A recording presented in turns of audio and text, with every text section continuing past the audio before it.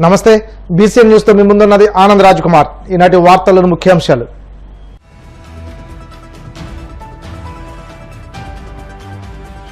రాష్ట్రంలోని 5 మున్సిపల్ కార్పొరేషన్లకు స్వచ్ఛ సర్వేక్షణ్ అవార్డులు. ఢిల్లీలో రాష్ట్రపతి చేతుల మీదుగా అవార్డులు అందుకున్న పురపాలక శాఖ మంత్రి నారాయణ.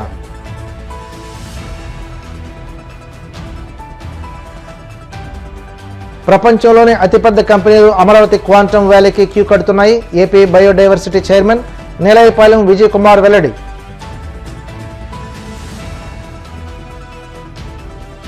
ఉండి నియోజకవర్గంలో బాబు షూరిటీ మోసం గ్యారంటీ కార్యక్రమం. కూటమి ప్రభుత్వం రాష్ట్ర ప్రజలను మరోసారి మోసం చేసిందన్న వైసీపీ ఎమ్మెల్సీ బొత్స.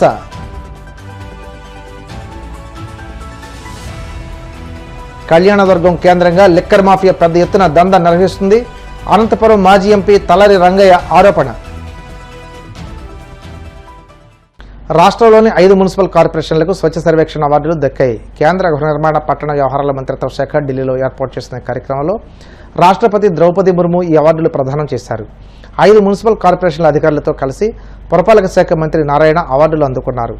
దేశం మొత్తం మీద 23 కార్పొరేషన్లు అవార్డులు దక్కించుకోగా వాటిలో 3 ఏపీ నుండే ఉన్నాయి. 10 లక్షల జనాభా దాటిన నగరాల్లో విజయవాడ, 3 నుండి 10 లక్షల జనాభా కలిగిన పట్టణాల్లో గుంటూరు, 50,000 నుండి 3 లక్షల జనాభా కలిగిన కేటగిరీలో తిరుపతి కార్పొరేషన్ అవార్డులు అందుకున్నాయి. స్వచ్ఛ అవార్డుల్లో ఎప్పుడు ముందంజలో ఉండే ఇండోర్, సూరత్, నవీ ముంబై నగరాల సరసన విజయవాడ, గుంటూరు, తిరుపతి కూడా చేరాయి.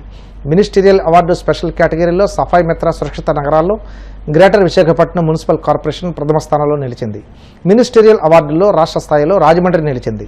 केंद्रीय मंत्री आवासन एवं शहरी कार्य मंत्रालय श्री मनोहर लाल जी से अनुरोध करती हूं कि वे टोकन ऑफ एप्रिसिएशन एक सुंदर सारंगी राष्ट्रपति महोदया जी को भेंट कर उनका स्वागत करें, जो 3R reduce, reuse and recycle के सिद्धांत पर आधारित है.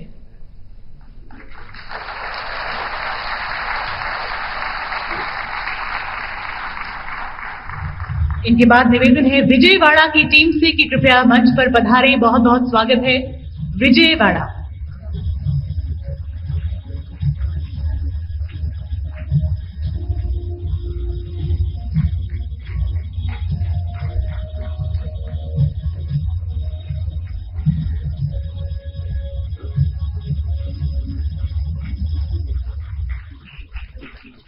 आगे बढ़ते हैं. लीग की इस दूसरी श्रेणी में 3 से 10 लाख जनसंख्या वाले शहर शामिल हैं. तो आइए अनुरोध करते हैं कि नोएडा की टीम कृपया मंच पर पधारे और पुरस्कार को ग्रहण करें. बहुत बहुत ప్రపంచంలోనే అతిపెద్ద కంపెనీలు అమరావతి క్వాంటమ్ వ్యాలీకి క్యూ కడుతున్నాయని AP biodiversity chairman Nelaipalem Vijay Kumar అన్నారు. మంగళగిరి టీడీపీ కేంద్ర కార్యాలయంలో మీడియాతో మాట్లాడుతూ అమరావతి క్వాంటమ్ వ్యాలీ చరిత్ర సృష్టించడం ప్రారంభించిందన్నారు. ఐబీఎం, టీసీఎస్ల భాగస్వామ్యంతో ప్రారంభమైన అమరావతి క్వాంటమ్ వ్యాలీ ప్రస్థానం మైక్రోసాఫ్ట్ రావడంతో 100 రెట్లు పెరిగిందని వెల్లడించారు. గత ప్రభుత్వం అసలు క్వాంటమ్ వ్యాలీని ఆంధ్రప్రదేశ్లో ఏర్పాటు చేయండి అని కేంద్ర ప్రభుత్వాన్ని అడిగిన పాపాన కూడా పోలేదని దుయ్యబట్టారు. ఒక విజయం సాధిస్తే ఆ విజయం వెనకాలే ఇంకొక విజయం ఫాలో అవుతుందని ఒక నానుడి. అది నిజమేనేమో. ఎందుకంటే ప్రపంచ ప్రఖ్యాతిగాంచిన, ఇంకా చెప్పాలంటే ప్రపంచపు నెంబర్ 1 సాఫ్ట్వేర్ కంపెనీ అయిన మైక్రోసాఫ్ట్ ఆంధ్రప్రదేశ్కి వస్తుంది. నిన్నే మనం అన్ని పేపర్లో చూసుంటాం. మైక్రోసాఫ్ట్ కంపెనీ ఆంధ్రప్రదేశ్కి అమరావతికి వస్తుంది. ఇది మొన్నటి ఐబీఎం కంపెనీ వస్తుందని మనం 2-3 నెలల క్రితం క్వాంటమ్ వ్యాలీ గురించి చెప్పిన తర్వాత ఇంకొక విజయం. ఇలా పెద్ద కంపెనీలు, ప్రపంచంలోనే అతిపెద్ద కంపెనీలు క్వాంటమ్ వ్యాలీకి వస్తున్నాయి. అమరావతి క్వాంటమ్ వ్యాలీ ఏక్యూవి అని దానికి మధ్య అబ్రివేషన్ కూడా పెట్టారు, ఏక్యూవి అమరావతి క్వాంటమ్ వ్యాలీ అని. సో అమరావతి క్వాంటమ్ వ్యాలీ చరిత్ర సృష్టించడం ప్రారంభించింది. ఐబీఎం, టీసీఎస్ యొక్క భాగస్వామ్యంతో మొదలైన ఏక్యూవి అమరావతి క్వాంటమ్ వ్యాలీ ప్రస్థానం ఈరోజు మైక్రోసాఫ్ట్ వస్తాను అని చెప్పడంతో ద్విగుణీకృతం కాదు కదా, 100 రెట్లు పెరిగింది. దీని వెనకాల ఒక్క క్షణం వెళ్తే అమరావతి లాంటి ఇంకా రాజధాని పూర్తిగా మనం కట్టుకోక ముందే ఒక మైక్రోసాఫ్ట్ లాంటి కంపెనీ నేను ఇక్కడ వచ్చి పెట్టుబడి పెడతాను అని చెప్పడం అసలు ఊహిస్తామా? సాధ్యమేనా? 1 సంవత్సరం క్రితం అయితే అసలు మనం ఆలోచించుంటామా? మన జగన్మోహన్ రెడ్డి గారు శ్మశానం చేసి ఉన్న ఆ సమయంలో 1 సంవత్సరం తర్వాత 2025లో మైక్రోసాఫ్ట్ వస్తుంది, ఐబీఎం వస్తుంది, టీసీఎస్ వస్తుంది అమరావతికి అని చెప్పుంటే నవ్వుండేవాళ్ళు. ఈరోజు అది నిజం. ఈరోజు ఖచ్చితంగా మైక్రోసాఫ్ట్ లాంటి కంపెనీ అమరావతికి వస్తుందంటే మిగతా కంపెనీలు క్యూ కొడతాయి. ఇది మనం హైదరాబాద్లో చూసిన నిజం, కొత్త ఏం కాదు ఇది. ఎలా అయితే మైక్రోసాఫ్ట్ వచ్చిందో ఆ వెనకాల ఎన్ని సాఫ్ట్వేర్ కంపెనీలు వచ్చాయో మనందరికీ తెలుసు. ఇక్కడ ఇష్యూ ఏంటంటే మైక్రోసాఫ్ట్ సంగతి పక్కన పెడితే ఈ క్వాంటమ్ కంప్యూటింగ్లో 1 సంవత్సరం క్రితం ఎలక్షన్స్ జరగకముందు 2024 జనవరిలో సెంట్రల్ గవర్నమెంటు ఒక క్వాంటమ్ కంప్యూటింగ్ మిషన్ అనేది ఏర్పరచాలి అని డెసిషన్ తీసుకొని దానికి ఒక మిషన్ పెట్టి దానికి ఒక 6,000 కోట్ల రూపాయలు నిధి ఇచ్చి భారతదేశంలో ప్రఖ్యాత రీసెర్చ్ సంస్థలకు ఈ నిధులు ఇవ్వాలి అని ఆలోచించినప్పుడు నమ్మండి, ఆంధ్రప్రదేశ్ సోదిలో కూడా లేదు, కనీసం ఎక్కడా లేదు, కనీసం డిస్కషన్లో కూడా ఆంధ్రప్రదేశ్ అనేది లేదు. అలాంటి ఆంధ్రప్రదేశ్ ఈరోజు క్వాంటమ్ వ్యాలీలో భారతదేశంలోని పలు నగరాలకు పోటీ కాదు కదా, భయం ఇస్తోంది, యుద్ధం చేస్తోంది. ముంబై కావచ్చు, ఢిల్లీ కావచ్చు, చెన్నై కావచ్చు. నేను ఇక్కడ హైదరాబాద్ చెప్పలేదు, ఎందుకంటే హైదరాబాద్ చాలా వెనకబడి ఉంది. నాకేమో తక్కువ చేయాలనే ఉద్దేశం కాదు, కానీ క్వాంటమ్ కంప్యూటింగ్ సంబంధించిన వరకు ఒక కష్టపడి ఈ మధ్య ఒక స్విట్జర్లాండ్ కంపెనీతో ఒక ఒప్పందం కూర్చుకున్నారు. మిగతా నగరాలన్నీ దూసుకుపోతుంటే 1 సంవత్సరం క్రితం ఎక్కడా లేని, అసలు దీంట్లో డిస్కషన్లోనే లేని కంపెనీ ఏ విధంగా ఈరోజు ముందుకొచ్చింది, ముందు వరుసలో ఉంది, కనీసం టాప్ 3లో నేనున్నాను అని. మొదటి ముంబై అండ్ బెంగళూరు టెక్నాలజీలో మనకంటే ఎంతో ఫాస్ట్గా ఉన్నోళ్ళు, ఎంతో దాన్ని ఏమంటారు ముందు వరుసలో ఉన్నోళ్ళు, కొన్ని సంవత్సరాల నుంచి టెక్నాలజీని శ్వాసగా బతుకుతున్న బెంగళూరు లాంటి కంపెనీని మనం తోసిరాజని ఎలా ముందుకు వచ్చాం, వాళ్ళకు రాని కంపెనీలు మనకి ఎందుకు వచ్చాయి, ఇవన్నీ ఆంధ్రప్రదేశ్ ప్రజలు ఆలోచించాల్సిన విషయం. ఈరోజు ఒక ముఖ్యమంత్రి వచ్చిన తర్వాత ఇన్ని మార్పులు ఎందుకు వచ్చాయి, ఈ విధమైన మార్పులు ఎలా వచ్చింది, అమరావతిలో ఏం చూసి ఆంధ్రప్రదేశ్లో ఎన్ని మార్పులు జరిగాయని చెప్పి ఏ నమ్మకంతో ఈరోజు పెట్టుబడులు పెడుతున్నారు. ఎంత హ్యూజ్ ఇష్యూ అంటే ఇది చెప్పడానికి 4 ముక్కల్లో నేను గడగడ చెప్పేశాను. కానీ ఒక ప్రఖ్యాత సంస్థని ఒక కొత్త టెక్నాలజీ ఇష్యూలో వాళ్ళని మెప్పించి ఒప్పించి వాళ్ళని మన రాజధాని అని మనం అనుకుంటున్న అమరావతిలో, మనం ఏర్పాటు చేసుకున్న రాజధాని అమరావతిలో వాళ్ళని పెట్టించడం అనేది it's not a small task. కూటమి ప్రభుత్వం రాష్ట్ర ప్రజలను మరోసారి మోసం చేసిందని వైసీపీ ఉమ్మడి ఉభయ గోదావరి జిల్లాల రీజనల్ కోఆర్డినేటర్ బొత్స సత్యనారాయణ అన్నారు. పశ్చిమ గోదావరి జిల్లా కాళ్ల మండలం పెదమిరం నిర్మలాదేవి ఫంక్షన్ హాల్లో నియోజకవర్గ పార్టీ సమన్వయకర్త పివిఎల్ నరసింహరాజు అధ్యక్షతన ఉండి నియోజకవర్గ వైసీపీ కార్యకర్తల విస్తృతస్థాయి సమావేశం బాబు షూరిటీ మోసం గ్యారంటీ కార్యక్రమం నిర్వహించారు. ఈ సందర్భంగా బొత్స మాట్లాడుతూ కూటమి ప్రభుత్వం అధికారంలోకి వచ్చిన తర్వాత రైతులకు, నిరుద్యోగులకు, మహిళలకు ఇచ్చిన హామీలను ఎండగట్టారని విమర్శించారు. కూటమి ప్రభుత్వం ఎన్నికల ముందు ఇచ్చిన అబద్ధపు హామీలను పార్టీ నాయకులు, కార్యకర్తలు ఇంటింటికి వెళ్లి ప్రజలకు వివరించాలన్నారు. ఇవాళ ఈ రకంగా మోసం చేస్తూ మళ్ళీ బైబిల్ కింద వచ్చి తాడు తీస్తాం, తోలు తీస్తాం, మొక్కలు కొడతాం. ఎవడ మొక్కలు కొడతాయి బాబు, అంత ఖాళీగా కూర్చున్నాం, మొక్కలు కొడు వచ్చిన అందరూ అంత చేతకన్న వాళ్ళమా, లేకపోతే మాకేం రాదా, మాకు తెలియదా, మాకు రాజ్యాలు తెలియదా, రాజ్యానికి వచ్చిన వాళ్ళమా, ప్రజాస్వామ్యం నమ్మిన వాళ్ళం, చట్టం మీద గౌరవం ఉన్న వాళ్ళం.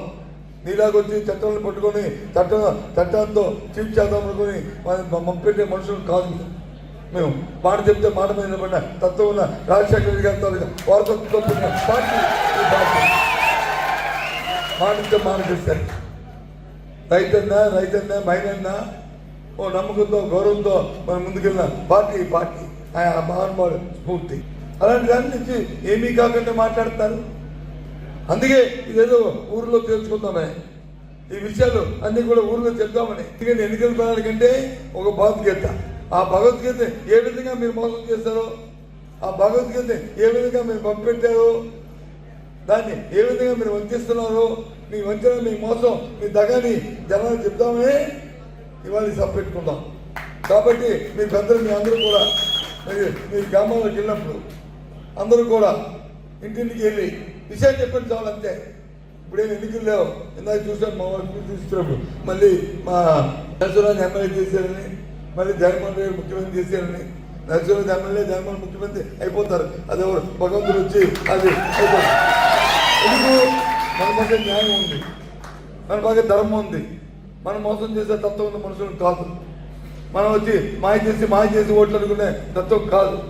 ఇక సరే జరిగింది, శనికి ఆవేశంలోనో లేకపోతే మనిషికున్న ఆ బలహీనతని అవతల పక్కన ఆ మోసగాడు వచ్చి చేసిన స్థాయికి వచ్చి మనం పడిపోవచ్చు.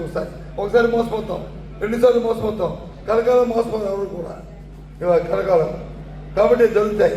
కాబట్టి ఇది ఎన్నికల సభ కాదు, ఇది ఒక బాధ్యత గల ఒక ప్రతిపక్షంగా చేస్తున్న సభ. ఈ సభ ప్రకారం నవరత్నాలనే సంక్షేమ పథకాలతో పాటు మరి అనేకమైనటువంటి సంక్షేమ అభివృద్ధి కార్యక్రమాలు చేసి మరి 5 సంవత్సరాల్లో మన రాష్ట్రాన్ని ఏ విధంగా మరి అభివృద్ధి పథకంలో నడిపించాలన్నది కూడా మనందరికీ తెలుసు.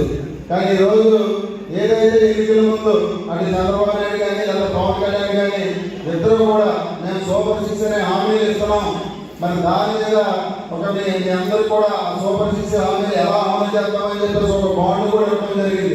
ఇద్దరు చిరపక్క సంతకం పెట్టి ఆ బాండ్ కూడా ఇవ్వడం జరిగింది. కానీ ఈరోజు ఆ బాండ్ కోసం కూడా ఏమీ మాట్లాడకుండా ఆ సూపర్ 6 లో కూడా ఒక పెన్షన్ తప్ప ఏమీ పెంచకుండా ఈరోజు చేశారు.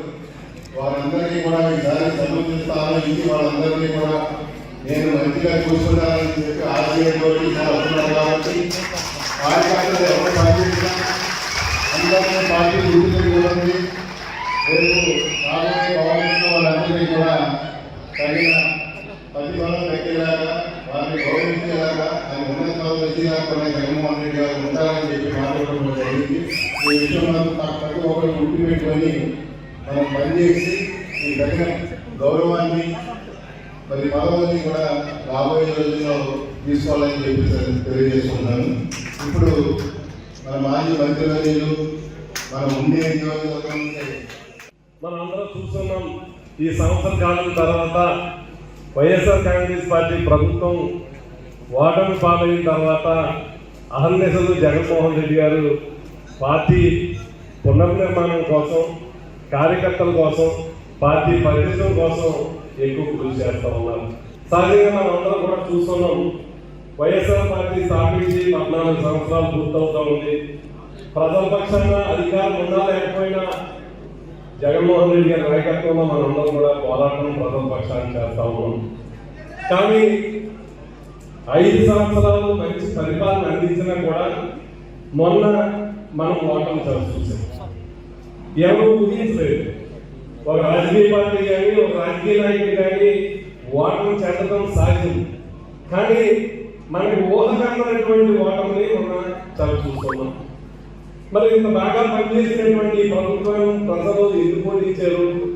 ఏపీ లోపం మళ్ళీ రివిజన్ చేసుకుంటాం, ఏదన్నా పొరపాటును రెక్టిఫై చేసుకుని మళ్ళీ ప్రజలకి ఆ పొరపాటుని మళ్ళీ ఇవ్వకుండా సక్రమంగా సరి చేసుకుని నడిచినాడు మళ్ళీ ప్రజలు ఆలోచిస్తారు. అదేవిధంగా జగన్మోహన్ రెడ్డి గారు కూడా ఓటమి తర్వాత రివిజన్ చేయడం జరిగింది. ఇప్పుడు కాసేపు ప్రకటనలు.